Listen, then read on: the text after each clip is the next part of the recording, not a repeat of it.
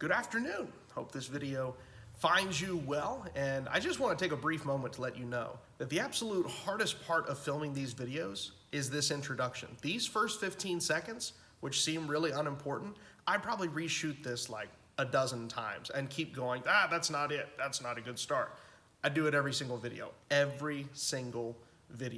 So please take the time to be pleased with how good this introduction sounds. It's Wednesday night, and as would be our normal custom, we would be meeting to have a Bible class, to gather together to study through some things. Obviously, we're in a little bit of an odd situation with our current predicament with the coronavirus, and so we're still kind of working out what we're going to do if this lasts for a longer duration. But we were coming up on the very end of the quarter, and so I wanted to just do a brief wrap-up video on our last topic that we had discussed for our Wednesday night adult class, which was this hard questions of the Old Testament. And so specifically, we wanted to talk about in this class the idea of Solomon and kind of questioning, was he a good king or not? Was he a good biblical character for us? And we've looked at this before in this class. We looked at this with some of the patriarchs of trying to figure out exactly what is the Bible trying to tell us about this individual? And more importantly, why is the Bible presenting this particular individual in this light? Obviously, the Bible gives very brief windows into people's lives. They're very condensed versions of an entire lifetime. The Bible's not a biography. And so the Bible is carefully edited by its authors and carefully selected to tell us specific stories that give us broader insights into the overall biblical story. And so when we look at a character like Solomon, who is a very important individual in the biblical story, we want to know, why is he being presented this way? And we want to know, what is the author's intention for us as we're reading through Solomon. Solomon's an interesting character because if I had to ask, what's the thing you associate most with Solomon? Almost assuredly, it's going to be the idea of wisdom. Solomon appears very frequently in the wisdom literature. He's associated with the idea of being the wisest man in all the earth. And so we sometimes have a tendency to almost read his story in light of that concept and kind of retroactively justify some of the things that are going on.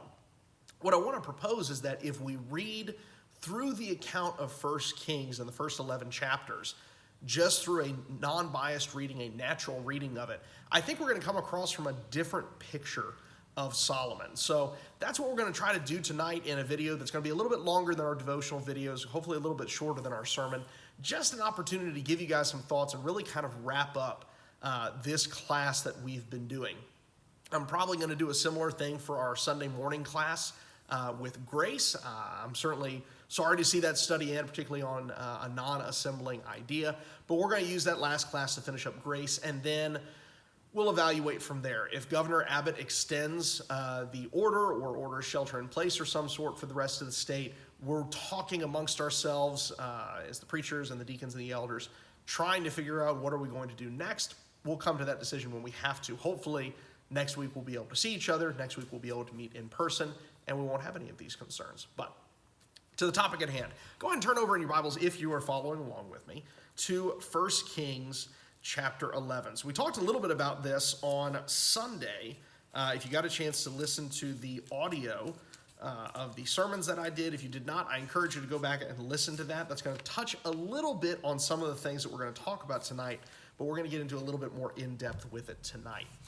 One of the things that we've talked about as we've been going through the biblical story at large, we're talking about the large-scale Bible stories.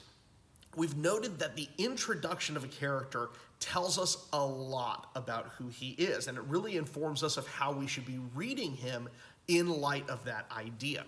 And so we're introduced to Solomon, really technically, as the product of David and Bathsheba. After the first child dies because of the punishment to David, Solomon is born. And he's actually named Jedediah as an alternative name, meaning beloved of the Lord. So we are already clued into the idea that this is going to be a special character, that this is going to be somebody that we want to pay attention to. And remember that the original readers of this story, that they would be reading the book of Kings, they would already know who Solomon was. They would already know that Solomon was king. They would know of his exploits. They would likely have read some of his proverbs. So this wouldn't be them being introduced to an unfamiliar character. They would know who Solomon was. So understanding that the original audience would already know who Solomon is, it's important to read then how he's being introduced, and in particular, how his reign is being introduced. Remember, one of the things we've been talking about with these couple of historical books in particular, these books of Deuteronomy, Joshua, Judges, Samuel, and Kings, these books are part of an overarching narrative of the Deuteronomic history that we've been talking about. The idea of a large collection of stories that are designed to tell why Israel has been cast out of the land. It's being read by an audience that has returned from the Babylonian exile, they've returned from captivity, and now they need to know, how do we avoid the same mistakes that our fathers made? And so 1 Kings is part of that overarching tradition, and now it's really ramping up to the actual climax of the story, to the destruction of Jerusalem and the captivity that's going to take place in Babylon. And so the story is really starting to ramp up, and we're really starting to see a lot of these connective threads of why Israel is going to downfall. We've seen in 1st and 2nd Samuel the rise of the Davidic king, and then the fall of David as king due to his sin. And so we're primed to understand that there is promise in this Davidic line, but we don't know who it's going to come through yet. And so the book of Kings starts, and understand the book of Kings is starting right as Samuel is ending. So Samuel is ending, David is back as king, but he's faced civil war between Absalom and Sheba. So he's faced 2 civil wars, he's faced multiple mistakes. The book actually ends with the account of the census, which is a really big mistake of David's. And so we're already primed to think that the situation is not a good one. And so note what's taking place in the beginning of 1 Kings is that David is portrayed now as the culmination of his weakness. He is old. He can't even keep himself warm anymore. He is a collapsing man in charge of, in many ways, a collapsing kingdom. And so in this context, we see that the narrative starts in chapter 1 and verse 5 by introducing us to Adonijah, the son of Haggith. So this is now the oldest surviving son of David. Remember, the first one was Amnon, who was the heir and the eldest. He is murdered by Absalom, the second oldest, and Absalom is killed by Joab in the civil war. So we are now to Adonijah, who is the third oldest son, but is now, by any normal account, the heir to the throne. Keep that in mind. Now Adonijah, the son of Haggith, exalted himself, saying, "I will be king." So he prepared for himself chariots and horsemen and 50 men to run before him. His father had never crossed him at any time by asking, "Why have you done so?" And he was also a very handsome man, similar to David. And he was born after Absalom, third in line. He had conferred with Joab, the son of Zeruiah, the leader of the military, and with Abiathar the priest, head of the priesthood, and following Adonijah, they helped him. But Zadok the priest, Benaniah the son of Jehoiada, Nathan the prophet, that's an important one, Shimei, Ray, and the mighty men who belonged to David were not with Adonijah. Adonijah sacrificed sheep and oxen and fatlings by the stone of Zoheleth, which is beside, excuse me. We're 8 minutes and 23 seconds into this video. I'm not restarting because I sneezed. Sorry if that's a germophobic thing, but sneezing is not a sign of the coronavirus, so we're going to keep pressing on. Adonijah sacrificed sheep and oxen and fatlings by the stone of Zoheleth, which is beside Enrogel, and he invited all his brothers, the king's sons, and all the men of Judah, the king's servants, but he did not invite Nathan, the prophet, Benaiah, the mighty men, and Solomon, his brother. So some of his father's closest advisors, Nathan, who's been the prophet who's been spiritually advising him. He's the one that David asked about the temple. He's the one who has to instruct David about what's happening with him and Bathsheba. And his mighty men, his closest allies, they're not there. And Solomon's not there. Now, what we are being presented with is a story that I think it's tempting to read into the story our preconceived notions. We're already trained from our perspective to see Solomon as the hero, as Solomon's, we know he's going to be king. We know he's going to be the right guy. But remember, that's not the situation that we find ourselves in. Adonijah is the heir.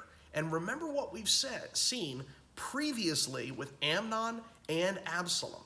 They were both the heirs at their respective times. Amnon was the oldest, and in the Septuagint, it specifically says that part of the reason that David didn't depose him when he raped Tamar was because he was the heir.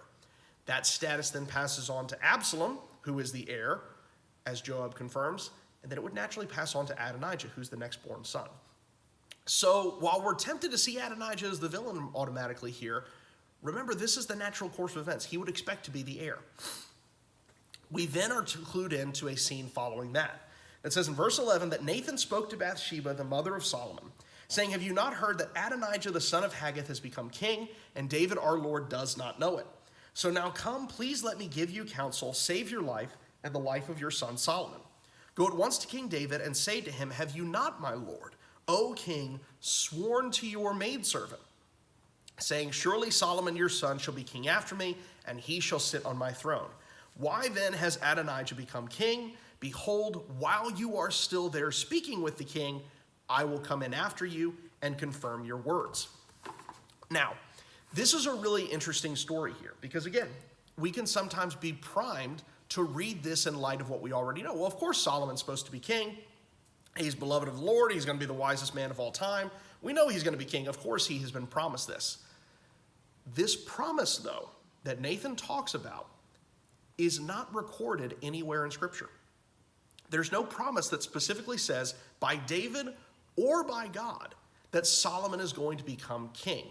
Now, this may have been the Lord's will, and the Lord's will is not deterred by men's doing something or not doing something. Solomon is the beloved of the Lord. But there's no promise recorded that Solomon was going to be the king after David. And it's interesting that it's only introduced here, now in this narrative, but never shows up in Samuel. Even during 2 Samuel chapter 7, where David is promised the Davidic king by God, and he's going to have this line that lasts forever. It doesn't specifically mention Solomon. It doesn't specifically mention any of his sons. It's very ambiguous as to who this son is going to be. And we even read into that ambiguity that Jesus is the ultimate fulfillment of that. So 2 Samuel chapter 7 doesn't promise Solomon the throne. And even 2 Samuel chapter 12, after David's sin with Bathsheba and after Solomon is born, the note is made that Jedediah is his name. He's beloved by the Lord, but there's no explicit promise that Solomon was supposed to be king. And so all of this makes us question, why is Nathan saying this promise if we as the reader have never heard this before? Now, the immediate answer might be, well, maybe this was said at some other point and Nathan's just bringing it up, but we trust Nathan. Nathan's a good character. He's the prophet. He's the one who has corrected David when things were wrong, and all of that is very true. But turn over real quick, just for a moment, to 2 Samuel chapter 7. Because before Nathan comes in with his very heroic speech, and by no means am I besmirching Nathan or discrediting him, his character is shown very clearly in David. But notice in 2 Samuel chapter 7, in the very first verse, this is when the great promise to David is made. It says, "Now it came about when the king lived in his house, and the Lord had given him rest on every side from all his enemies, that the king said to Nathan the prophet, see now, I dwell in a house of cedar, but the ark of God dwells within tents of curtains. Nathan said to the king, go, do all that is in your mind, for the Lord is with you. But in the same night, the word of the Lord came to Nathan, go and say to my servant David, thus says the Lord, are you the one who should build me a house to dwell in?" Now, this is an interesting dynamic here, because David comes to Nathan, the prophet, and says, hey, I want to build a house for God. And Nathan says, go do it. The Lord's with you. This is a great plan, David. And God has to correct Nathan. God has to show up in a vision and be like, I didn't tell you to say that. I didn't tell David to build a house. You go tell David that's not what my will is right now. So we have already seen an example of Nathan, who is a prophet, who has been a good character, being presumptuous, presuming the Lord's will. David is with the Lord's favor right now. There may have been plans to build a temple eventually in God's wheelhouse, but Nathan is presuming in this episode here. And so we can then perhaps read in 1 Kings chapter 1 that with that doubt in mind, we may be looking at this and be like, is Nathan doing the same thing here? Is this an example of Nathan kind of jumping the gun? He knows that Solomon's Jedediah, he's the beloved of the Lord. Is he making a leap here in assuming the good for the house of David? We're not really given the answer. And that's the reality of the book of Kings and many of the Old Testament books, is that the narrator doesn't spoon feed us an answer. He doesn't explicitly tell us this is good or this is bad or this guy was right or this guy was wrong. We're kind of left to piece the pieces together, and it requires some really in-depth reading. It does seem notable that one of the parallels of this account of a mother favoring her favorite son over another son, potentially deceiving a king who is old and infirm and hardly can tell the difference between people anymore, to try to get a birthright. Does that sound like a familiar story? Does that sound like the story of Jacob and Esau? It's possible we're supposed to read these stories in light of one another, and that this is almost a recreation of Jacob and Esau here. Now, there are arguments that can be made for Solomon is supposed to be the king, that Adonijah is glorifying himself. All of those can be made, although I would point out that when Adonijah is later talking to Bathsheba after he does not become king, he says in chapter 2 and verse 15 that all Israel thought I was going to be king. So Adonijah was not in some capacity unexpecting this. Adonijah was following what appears to have been the right course of action. And this by itself doesn't confer negative thoughts on Solomon himself. Solomon, by all accounts, is kind of a second-hand person on this. He's not really an active part in this. This is Bathsheba and Nathan doing either something good or deceiving David. But what it does cause us to do is right off the bat, we're kind of questioning, okay, this is an odd way for the promised king to come to power, is he's coming in a very ambiguous light. There's a very odd situation going on here. That's further compounded by chapter 2's declaration by David, as Solomon is at his deathbed with David, and Solomon is about to become king. David gives him this heroic speech that we talked about, this kind of traditional Deuteronomic speech. Follow the Lord, do the things that you're supposed to be doing, and you'll be well for you. And then also kill all of my political enemies. And David gives him this list of killing Joab and Shimei and all these political enemies that he had, the last remnants of some of Saul's supporters. And Solomon does that. He kills Joab, he calls Shimei, he actually kills Adonijah as well when he thinks that Adonijah might be rebelling. So David's reign ends and Solomon's comes to fruition amidst ambiguity, amidst bloodshed. This is a very odd start to all of this. It's a very odd thing for all of this to be going down, and we're kind of left wondering, is this the Messianic king? Is this the king that's going to provide all these promises? But the narrator really doesn't give us time to think about that. He just keeps going along with the story and keep telling us what he wants to tell us. And then in chapter 3, we get this very, very interesting text at the very beginning of chapter 3 and verse 1, that after the kingdom was established in the hands of Solomon, then Solomon formed a marriage alliance with Pharaoh, king of Egypt, and took Pharaoh's daughter and brought her to the city of David until he had finished building his own house and the house of the Lord and the wall around Jerusalem. The people were still sacrificing on the high places because there was no house built for the name of the Lord until those days. We kind of talked a little bit about this on Sunday. This is a concerning text because we've been told, don't marry foreigners, particularly Egypt, the place where Israel has left, the place where Israel has been delivered from slavery. And now Solomon goes down and he gains a wife. He allies Israel with Egypt. We're immediately very concerned. We're thinking that's not how this is supposed to be going. We've already seen David was undone by the women in his life, by his poor decisions with women. That's not to cast aspersions on Bathsheba. David's reign was undone by foolish decisions concerning women. Is Solomon going to do the same thing? Is Solomon going to follow in the exact same path here? We're very concerned. Not to mention that Solomon's sacrificing on the high places. That might not ring any bells, but remember that the high places were literally high places. Mountains, hills, extended areas, that was where idolatry took place. Now, the text kind of softens that blow, and it's like, well, there's no temple for the Lord at this point in time. But all of this is kind of turning our wheels. And we're thinking, and we're like, well, that's weird. He's come to the throne in really weird circumstances. He's killed a whole lot of people already. He's marrying into an alliance with Pharaoh. He is sacrificing on the high places. What's going on with Solomon? Now, the text keeps pushing forward. Again, the text doesn't make commentary. It doesn't add anything. It just says, hey, this is what's happening. And then Solomon loved the Lord. That's the very next verse here. But things keep popping up that make us concerned with what's going on here. And in fact, just a little bit, in chapter 3 and verse 26, it talks later on about the great wealth that is accumulating in Solomon's kingdom. And it's talking about, in chapter 4 and verse 26. It gives an example that Solomon had 40,000 stalls of horses for his chariots and 12,000 horsemen. And so that should ring a bell.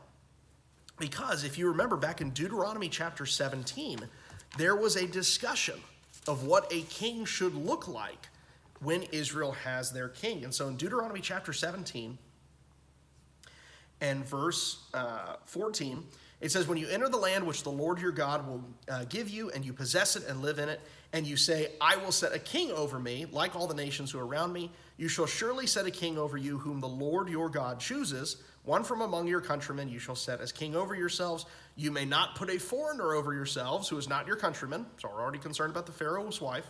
Moreover, he shall not multiply horses for himself, nor shall he cause the people to return to Egypt to multiple horses, since the Lord has said to you, you shall never again return that way.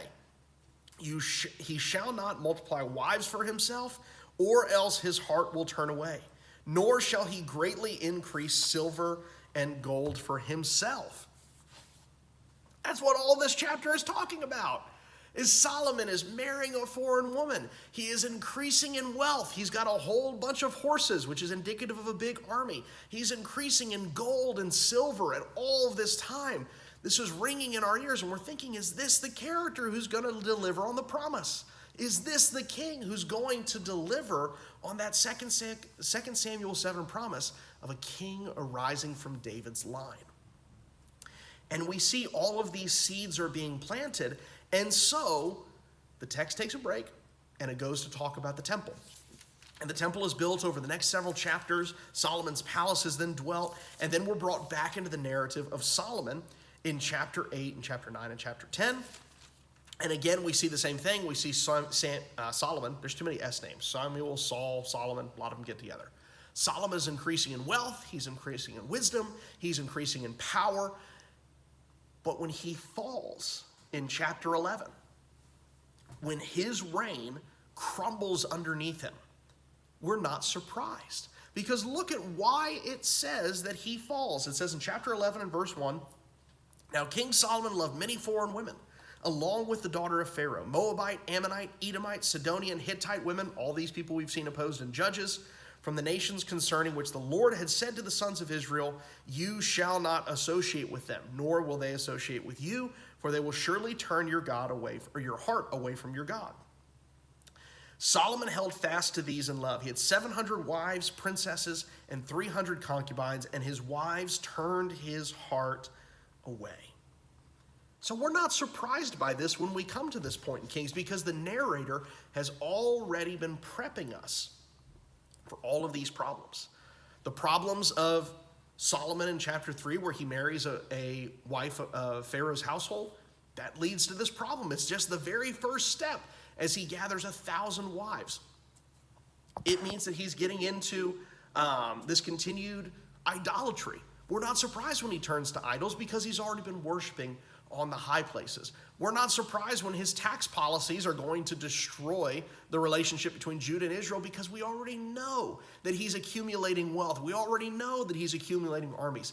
And that's exactly what Samuel had said.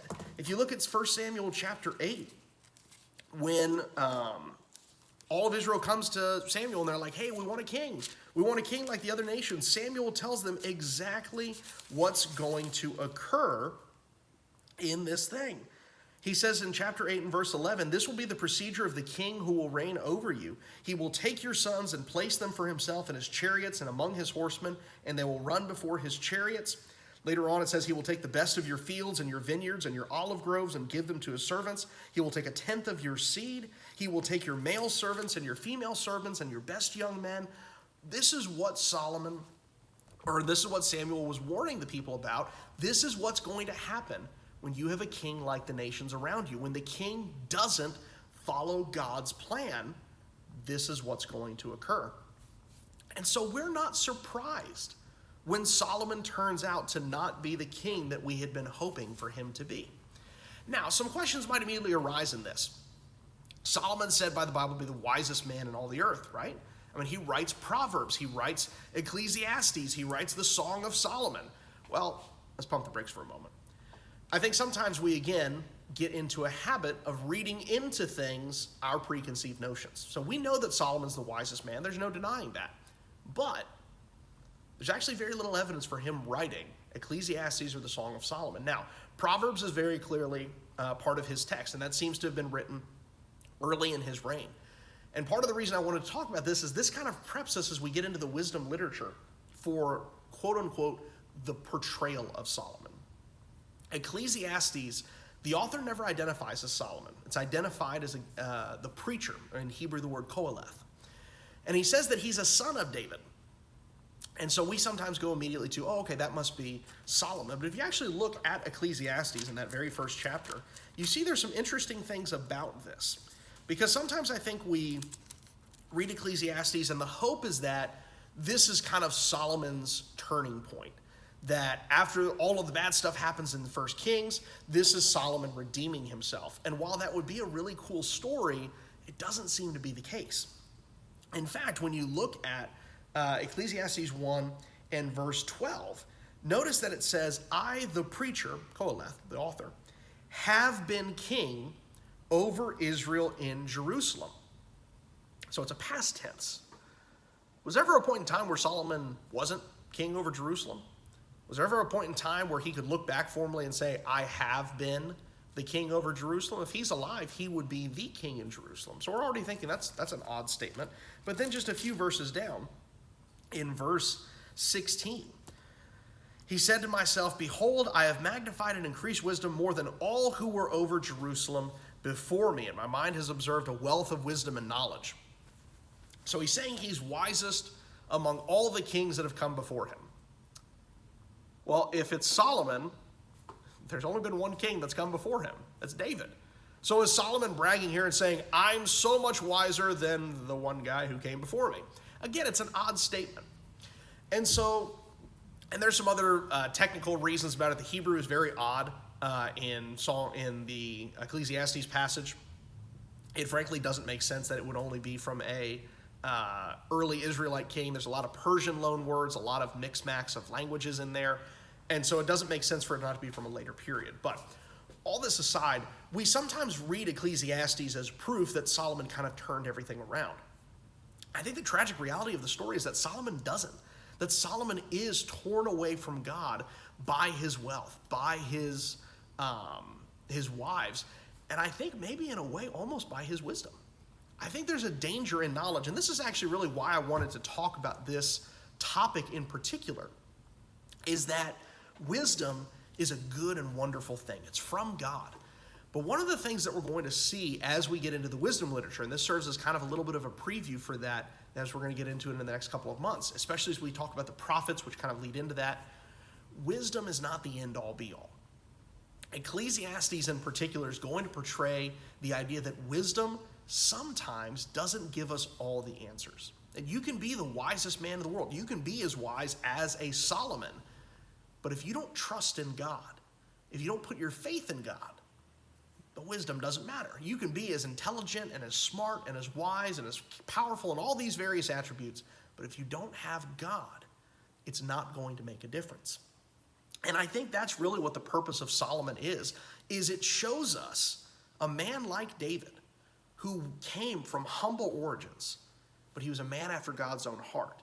David is portrayed as a much more accomplished figure. Now, he has a lot of problems, he has a lot of downfalls, but David shows us that the important part of David was not his success Solomon has far more success as a king. He's wealthy, he's powerful, he's rich, he's got a lot of wives. By any ancient standards, he was one of the greatest kings of all time. And yet his story ends in division and destruction and utter failure. Because despite all those good things, he didn't place his trust in God.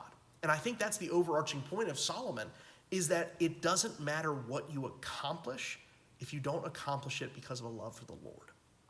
And that's, I think, a big deal for us to walk away from, is that a lot of times when we look at the measure of a good life, we tend to quantify it in terms of money and power and success and accomplishment. But really, it's not about that. It's about whether, as Koheleth, as the preacher of Ecclesiastes says, it's whether you have trusted in God, whether you have followed his commandments, and everything else is secondary to that. So, I know there's moved along discussion on that. I know that may have seemed like kind of an esoteric question, is Solomon a good character or not? But I think there's a lot of value in this. One, because it shows us the importance of putting wisdom in its proper place, which is subordinate to obedience and loyalty to God. But then it also shows us that it's important for us to read the Bible and let the Bible speak to us rather than us putting our preconceived notions into the Bible. If we do that, we can sometimes misunderstand the Bible and misunderstand what the purpose of a biblical story is if we're going in there with already preconceived notions. So, all of that being said, the answer to was Solomon a successful king? In some ways, yes, he was a successful king. He rules very well and he gets a lot of power and wealth, but ultimately he's a failed king and paves the way for a lot of other failed kings because they don't trust in God. And that's ultimately the point of the book of Kings, is showing us that the reason that Israel fell was not because they weren't powerful, was not because they weren't successful. They had a lot of great times. They had a lot of very, from a pure political stance, a very powerful kingdom. But they fell because they didn't follow Yahweh. They didn't listen to his law. They didn't listen to the promises that Moses had made. And because of that, they fell. So, I hope this has been beneficial to you guys. I know this is a very poor substitute for a normal class environment, but I hope this gives you some things to think on, maybe answer some questions you had as you read through the account of Solomon. And so as we get into next quarter, to kind of give you a little bit of a preview of what we're going to be doing, we're going to be talking a lot about the prophets over the next couple of months. And so what I'm kind of working together and working to build is to build a class on Wednesday nights where we're going to look at the prophets and each prophet and specifically ask, what does this prophet have to say about Jesus? And that's going to kind of lead us into the third quarter where we're going to be talking a lot about specifically the New Testament. So I think it's going to be a really good class. I'm really excited about that. And so we're going to be kind of getting into that. Hopefully we'll be able to meet in person for that first class, but we'll get into all of that. I appreciate your time. I hope this has been beneficial to you guys. And as always, hope to see you guys again very soon. Hope you stay safe. We love you all. We'll be praying for everybody. Thank you so much. Have a good night.